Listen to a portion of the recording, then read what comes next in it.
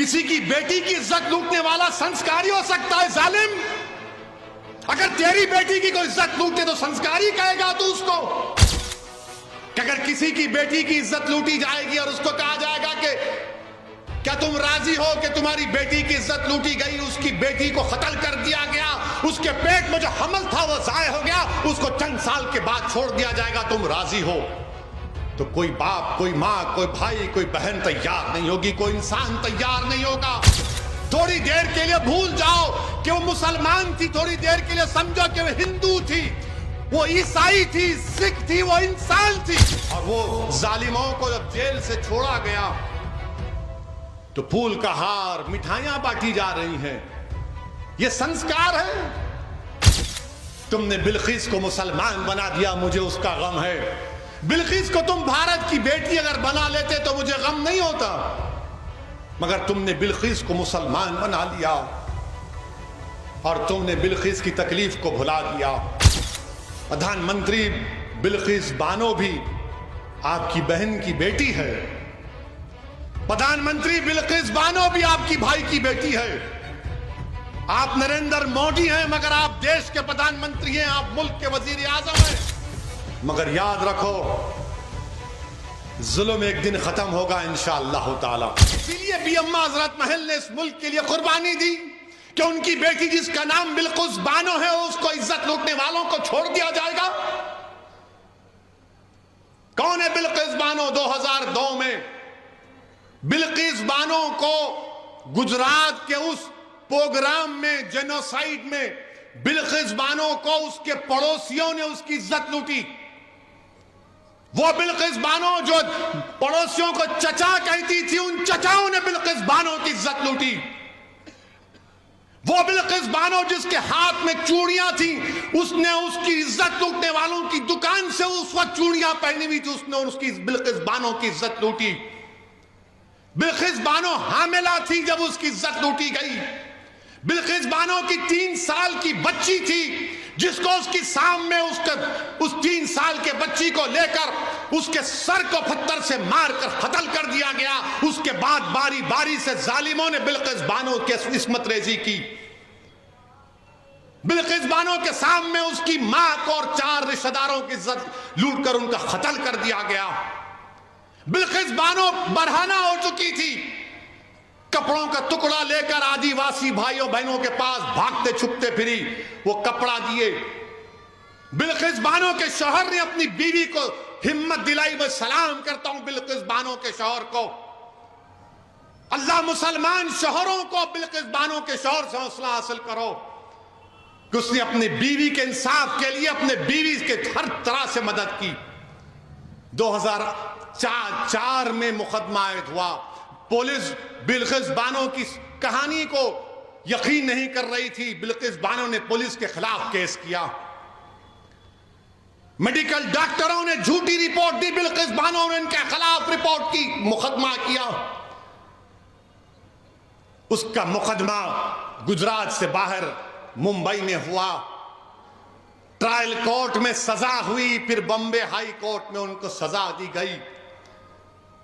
मेरे अजीज दोस्तों और बुजुर्गों, 75 साल की आजादी का अमृत उत्सव मना रहे हैं और भारत की एक बेटी के साथ इस तरह का सलूक कर दिया जाता है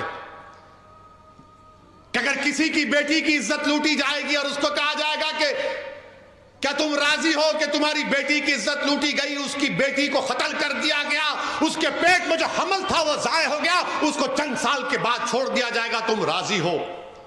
तो कोई बाप, कोई माँ, कोई भाई, कोई बहन तैयार नहीं होगी, कोई इंसान तैयार नहीं होगा। जिसके दिल में इंसानियत जिंदा होगी वो कहेगा कि नहीं, ऐसे जालिमों को जेल में सड़ाना चाहिए।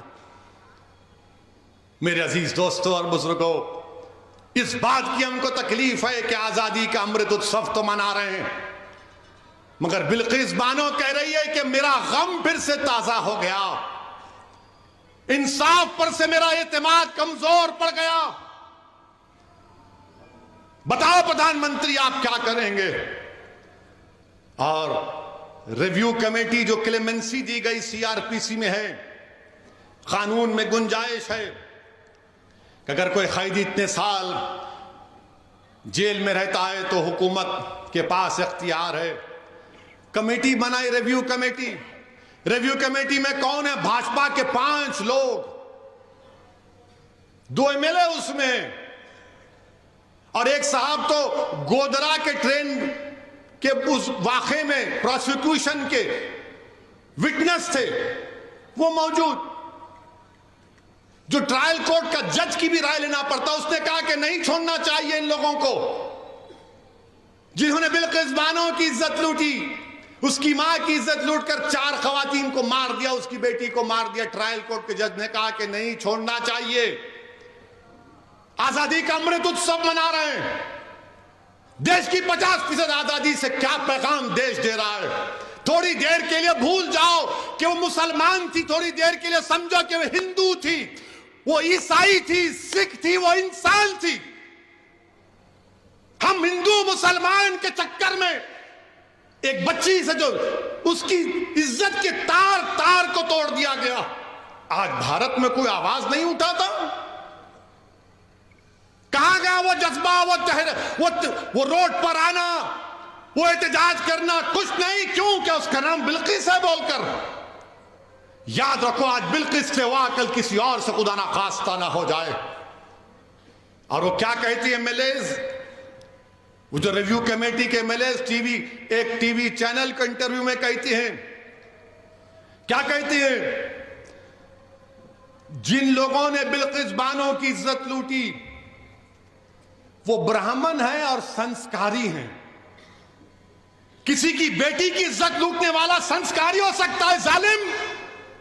अगर तेरी बेटी की कोई इज्जत लूटे तो संस्कारी कहेगा तू उसको? इस तरह की बात ऑन रिकॉर्ड कही गई। हम भारत के प्रधानमंत्री से पूछना चाह रहे हैं, ट्रिपल तलाक का कानून आपने बनाया था, आपने पार्लियामेंट के बाहर कहा था कि मैं मुस्लिम बहनों का भाई हूं। प्रधानमंत्री बिल्किस बानो भी आपकी बहन की बेटी है। प्रधानमंत्री बिल्किस बानो भी आपकी भाई की बेटी है। आप नरेंद्र मोदी हैं मगर आप देश के प्रधानमंत्री हैं, आप मुल्क के वजीर आजम हैं। हम आपसे अपील करते हैं, इंसाफ की खातिर आप अपने अख्तियारात को इस्तेमाल करिए और उन 11 लोगों को दोबारा जेल भिजाइए। वो बिल्किस लाचार और यतीमी की हालत में आज कह रही है कि मैं दुनिया से बात नहीं करूंगी, मैं दुनिया से बात नहीं करूंगी, इंसाफ पे से मेरा भरोसा उठ चुका है। हम वजीर आजम से अपील करते हैं, मुल्क के वजीर आजम से हर शख्स अपील करता है कि भारत के प्रधानमंत्री, तारीख में आपको किस तरह याद किया जाएगा वो आप फैसला कर लो। आप 2 इलेक्शन जीत चुके हैं मगर ये इंसाफ का मामला है, ये इंसाफ का मामला है वजीर आजम। आप मुल्क के 133 करोड़ अवाम के वजीर आजम हैं। आप सिर्फ वोट डालने वालों के वजीर आजम नहीं है, देश के प्रधानमंत्री। आप अपने अख्तियारात को इस्तेमाल करो। बिल्किस बानो अपने घर से निकलने से डर रही है। हम देश के वजीर आजम से, मुल्क के वजीर आजम से कहना चाहते हैं, आजादी का अमृत उत्सव मनाइए मगर देश की 50% आबादी को आपकी सरकार ने, आपकी पार्टी ने गलत पैगाम दिया। ये खवातीन से नाइंसाफी है। जो इंसाफ को पसंद करते हैं वो मायूस हो चुके हैं। जो बाप अपनी बेटी के वास्ते परेशान है वो देखकर बोल रहा है कि मेरी बेटी का क्या होगा। इस मुल्क में कोई दिन नहीं जाता जब हमारी खवातीन पर जुल्म नहीं किया जाता।